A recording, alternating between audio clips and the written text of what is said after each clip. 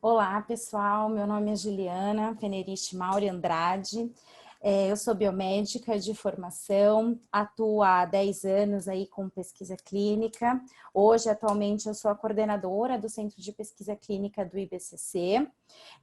E eu vou falar um pouquinho hoje sobre aspectos éticos legais, né, envolvendo a pesquisa clínica, para que a gente consiga aí somar junto ao evento. Então, gostaria imensamente de agradecer à equipe do Cura pela oportunidade e espero que vocês aproveitem bastante esse nosso evento.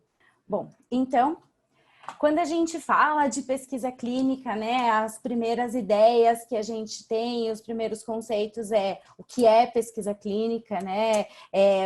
Eu sou um cobaia, eu vou ser cobaia, e acho que o momento é muito propício para que a gente consiga exemplificar um pouquinho de tudo que já aconteceu da parte histórica e da pesquisa clínica para que a gente pudesse chegar nos dias de hoje. Então, quando a gente fala de pesquisa, né, e seja ela qual que seja, a gente precisa juntar, né, as nossas crenças, né, ou as crenças de todos, o que a gente entende por verdade, aí toda a busca na literatura por isso, e isso vai somar o conhecimento, né? Então, quanto mais conhecimento, mais a gente vai buscar a pesquisa, seja para qualquer área que a gente queira trabalhar. E aí, quando a gente fala do conceito básico de pesquisa, né? Então, ela é uma investigação sistemática, né? A pesquisa clínica é um ensaio clínico ou um estudo clínico e que envolvem seres humanos, né? Para o desenvolvimento de novos fármacos, de novos tratamentos, de novas tecnologias. E para isso a gente precisa de uma pessoa-chave, que são os participantes de pesquisa. Quando a gente olha, a gente fala assim, mas por que surge a pesquisa, né? Quando a gente olha para a pesquisa médica. Então, basicamente, a gente tem uma necessidade médica, então hoje a gente tem uma necessidade mundial aí de uma pandemia, e aí a gente vai trabalhando com algumas mudanças no perfil que vão trabalhar. Então, eu tenho uma mudança de uma questão social dentro da população, uma mudança demográfica ou uma questão epidemiológica, isso vai estar associado. Então, se a população está envelhecendo mais, ela vai ter mais doenças. Qual que é a percepção desse paciente? O que ele entende por direito, né? E aí, quando a gente olha as taxas, né, de doenças crônicas, elas vão aumentando. E isso aumenta porque a gente tem uma correlação aí relacionada à expectativa de vida da população mundial. Então, a gente precisa, né, que a pesquisa, que as novas tecnologias, elas avancem, porque a gente tem pacientes esperando por nós a todos os momentos. A gente tem 5 novos casos aí de esquizofrenia, 10 fraturas de quadril. Quando a gente olha, né, o câncer, então em 15 minutos a gente está falando aí de 66 mortes por câncer mundialmente. Então, a gente precisa olhar para isso com um carinho e uma percepção melhor, né? Um entendimento melhor. Então, mas o que é, né, essa inovação? Então, ela é aleatória? Como que a gente trabalha? Como que a gente chega no delineamento de um estudo clínico? Então, quando a gente pega a causa de mortalidade do mundo, né, as maiores doenças, então doença cardíaca isquêmica, AVC, infecção respiratória, elas são doenças que elas vão aumentando conforme o aumento da sobrevida de todos nós, né? Então, quanto mais velhos ficamos, mais doenças a gente vai adquirindo. E como que a gente vai trabalhar com isso? Para que a gente possa ter velhices, né? Para que a gente possa chegar na velhice, para que a gente possa ter qualidade de vida ao longo aí da nossa jornada. Então, na geração de drogas, quando a gente avalia os novos estudos, a gente tem um número bastante alto para tratamentos oncológicos, né, para doenças raras, e aí correlaciona bastante com aquele outro, o slide anterior, que fala sobre aumento, né, da nossa taxa da nossa sobrevida, né? Mas que está relacionado a algumas doenças e que essas doenças elas precisam serem tratadas e investigadas quanto a novos tratamentos. Então, como que começa, né? Então, o processo de descoberta e desenvolvimento de uma pesquisa clínica, ele é um processo muito caro, né? Ele é um processo que aí passa por diversas fases e a doutora Lilian já trouxe isso na apresentação anterior.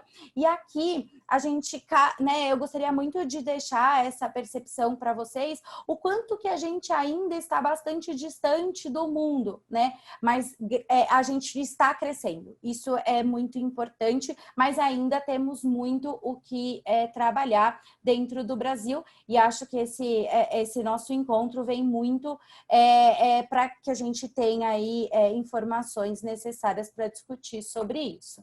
Então, olhando para todo o processo da pesquisa clínica, né, a gente tem sistemas regulatórios rigorosos quanto ao acompanhamento dos estudos, né, a gente tem centros de pesquisa clínica em constante profissionalização e a gente vê bastante isso aqui no Brasil, infelizmente muito focado ainda no Sudeste, né, a gente tem indústrias farmacêuticas aliadas e engajadas, então, no processo da pesquisa dentro do Brasil, fazendo com que isso cresça a cada dia, né, e é só que a gente tem diferentes percepções ainda, né? A gente tem aquelas pessoas que, de fato, se entendem como participantes de pesquisa clínica e a gente ainda tem cobaias, né? Pensando nesse conceito. Só que quando a gente olha para isso, a gente sabe que nem sempre foi assim uma questão tão madura, né? Então, se a gente voltar lá na Segunda Guerra Mundial, a gente teve diversos fatos que revelaram, né, abusos cometidos com seres humanos. Então, principalmente com negros e escravos. Então, a gente teve muita a questão, a sífilis, ela foi algo bastante preocupante e que trouxe a mídia ficou bastante ciente disso e até foi graças a isso que a gente conseguiu ter algumas mudanças aí dentro das nossas condutas. Então, num passado não muito distante, então se a gente olhar aí em 1946, a gente teve o Tribunal de Nuremberg, que esse é o grande marco da pesquisa clínica, onde esse julgamento ele condenou os médicos cientistas nazistas por crimes de guerra e contra a humanidade. Então, aqui eu trago alguns exemplos de notícias, então, quanto isso atingiu todo o meio de forma bastante importante e trouxe esse conhecimento do que estava acontecendo e que, de fato, era algo errado, né? Então, isso foi muito importante. Então, eles foram até caracterizados aí como doutores da agonia, para que a gente tivesse esse julgamento.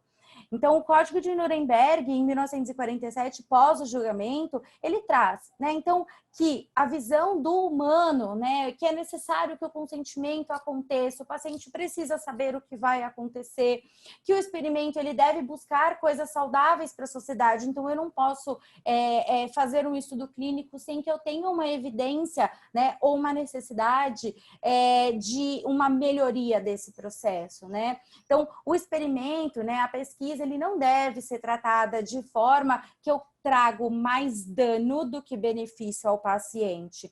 O experimento, ele só pode ser realizado por pessoas capacitadas. Então, um médico, ele também precisa estar dentro do processo se for um estudo clínico médico, né? Então, a gente precisa aí alinhar todas as competências com as necessidades do estudo clínico. E aí, nesse momento, a gente passa a falar em ética, que existe entre esses conceitos: o respeito, a igualdade, os valores e os direitos dos seres humanos. E aí, em 1964, a gente fala um pouquinho sobre a Declaração de Helsinki. Então, foi feita uma avaliação do Código de Nuremberg e aí identificou-se algumas falhas, né? E aí, lá em Helsinki, na Finlândia, foi realizada a Declaração de Helsinki. Então, esse documento, ele envolve os 10 princípios do Código de Nuremberg e aí ele traz mais algumas melhorias a esse processo. Essa declaração, ela já passou por diversas revisões e a última foi em 2013. Então, para a gente ver que esse assunto ainda ele é muito recente nas nossas tratativas. E a Declaração de Helsinki, ela foi considerada como sendo o primeiro padrão internacional de pesquisa biomédica e constitui a base da maioria dos documentos subsequentes. E aqui ele traz um pouquinho, eu trago um pouquinho sobre quais são esses pontos, mas eu não vou me alongar aqui, acho que o conceito é esse, né? O quanto a gente passa a olhar para o ser humano, e na internet vocês conseguem ter essa declaração na íntegra, tá? E aqui, então, o que fica de lição dessa declaração é que o bem-estar dos sujeitos, eles devem ser priorizados sobre qualquer interesse da ciência e da sociedade. Então, a gente não pode tirar o direito e os princípios do ser humano em prol de algo que a gente imagina que seja positivo ou não. A gente pode sim ter um estudo clínico, desde que a gente respeite todos os direitos. E aí, em 1978, a gente fala um pouquinho sobre o relatório de Belmonte, que ele foi resultado, né, da Comissão Nacional para a Proteção de Participantes em Humanos, constituída pelo governo e o Congresso norte-americano. E aí a gente traz os 4 princípios de bioética que permanecem até hoje, que é a beneficência, a não maleficência, a autonomia e a justiça. Então, o paciente, ele tem que estar dentro desses conceitos de bioética para que a gente entenda que o estudo a ser conduzido é um estudo ético. E aí, hoje, né, o que rege aí toda a prática da pesquisa clínica é que a gente tenha todos os cuidados do GCP, que é as boas práticas clínicas na condução dos estudos, e aí o maior foco que a gente traz aqui é o foco na integridade do paciente e do participante de pesquisa clínica. Ele é sempre o ponto focal de todo o nosso processo. E aí, como que a gente hoje, né, encerra esse assunto em relação ao quanto que o paciente faz parte do processo da pesquisa clínica? Então, hoje, o principal documento de um estudo clínico, ele é o termo de consentimento livre e esclarecido, que ele é o principal processo, e ele trata como se fosse um acordo entre as partes envolvidas. Então, quando a gente olha para a instituição, para os centros de pesquisa, né? Quais são os direitos e deveres dessa equipe, né? O que a instituição tem por direito e o que a instituição tem por dever para com o paciente, e o paciente também ali está listado quais são os seus deveres e os seus direitos. E além disso, né, neste documento, que é o documento principal da pesquisa, a gente tem listado todos os principais eventos adversos já relatados em estudos anteriores, qual o benefício esperado, quais são os riscos esperados, né? Então, é de suma importância que o entendimento, né, desse processo, ele é o sucesso do protocolo, porque o paciente, ele faz parte, ele é inserido na linha do cuidado, ele se torna responsável também por aquele processo, e por isso, né, que esses documentos, eles são aprovados por órgãos regulatórios, eu vou falar isso daqui a pouquinho. A gente precisa trazer esse termo dentro de uma linguagem que seja de fácil entendimento, de fácil compreensão a qualquer classe social, tá? E aqui a gente tem diversos princípios. Então, por exemplo, se o paciente ele é analfabeto, se ele é analfabeto funcional, então a gente sempre vai trabalhar com o consentimento para o paciente, também para um representante legal. A gente sempre vai trabalhar com uma testemunha nesses casos. Então, de fato, a gente precisa assegurar que o paciente é o ponto central da nossa pesquisa clínica. E a pesquisa clínica no Brasil, né? Aí a gente fala de algo ainda muito mais recente do que do resto do mundo. Então, em 1988, foi criada a primeira norma ética aí pelo Conselho Nacional de Saúde. E aí, em 1996, é que a gente teve a primeira resolução com base em tudo aquilo que já tinha sido discutido anteriormente. Então, essa resolução, ela dispõe que a pesquisa clínica envolvendo os seres humanos, ela precisa de uma apreciação de um comitê de ética, né? E aí, para que a gente tenha um comitê de ética, a gente tem um órgão máximo, que é a Comissão Nacional de Ensino e Pesquisa, que é a CONEP, né? Que é uma instância colegiada, deliberativa, ela trabalha com todos os princípios éticos da pesquisa, e que hoje ela vem sendo bastante falada, uma vez que para que a gente tenha, por exemplo, os estudos da vacina acontecendo, a gente precisa de uma avaliação dessas comissões. Quando a gente olha, né, para o princípio básico tanto da CONEP quanto do CEP, a gente está falando do cuidado centrado no paciente. Então, é neste processo que a gente tem uma avaliação bastante minuciosa do termo de consentimento, se todos os riscos e benefícios listados no consentimento estão listados em protocolo e vice-versa. Então, é para que a gente tenha um processo ético, um processo transparente e que, de fato, a gente busca um benefício àqueles participantes de pesquisa que estão ali concedendo, né, um consentimento para que a gente realize o tratamento. E aí, em 2012, essa resolução, ela sofreu uma atualização, que é a que hoje está vigorando, que é a normativa 466 de 2012. E aí, em 2015, fevereiro de 2015, a RDC 09 da Anvisa, ela foi publicada e tem como principal objetivo, né, os procedimentos e requisitos para a realização de uma pesquisa clínica. E aí, esse é o sistema regulatório no Brasil. Então, a gente tem a Comissão Nacional de Saúde, né, a CONEP, que é a Comissão Nacional de Ensino e Pesquisa. Essa comissão, ela possui diversos centros de pesquisa capacitados, orientados por ela, sendo controlados através de relatórios encaminhados periodicamente, e os centros de pesquisa, os comitês de ética em pesquisa, eles funcionam ou sempre direcionado dentro de uma instituição onde normalmente possui um centro de pesquisa clínica, mas isso não é regra base, tá? Existem instituições que possuem comitês de ética, mas ainda não trabalham com pesquisa clínica propriamente dita. A CONEP faz a avaliação e encaminha, né, o CEP faz a avaliação e encaminha para a avaliação final aí da CONEP.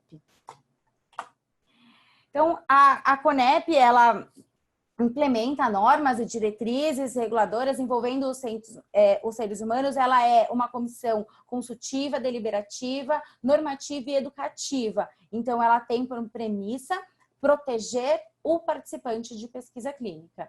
E o Comitê de Ética funciona exatamente da mesma forma.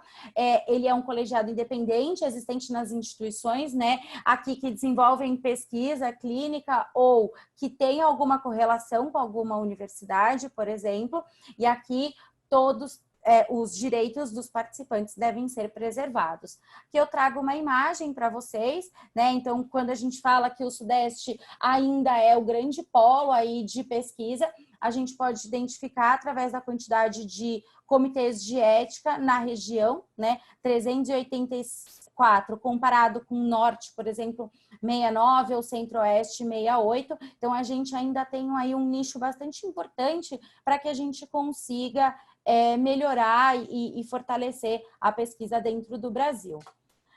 A gente possui alguns outros órgãos regulatórios que regem a pesquisa clínica. Então, a Anvisa, né, é uma agência reguladora que, dentre as outras suas funções, ela é responsável pela aprovação dos produtos.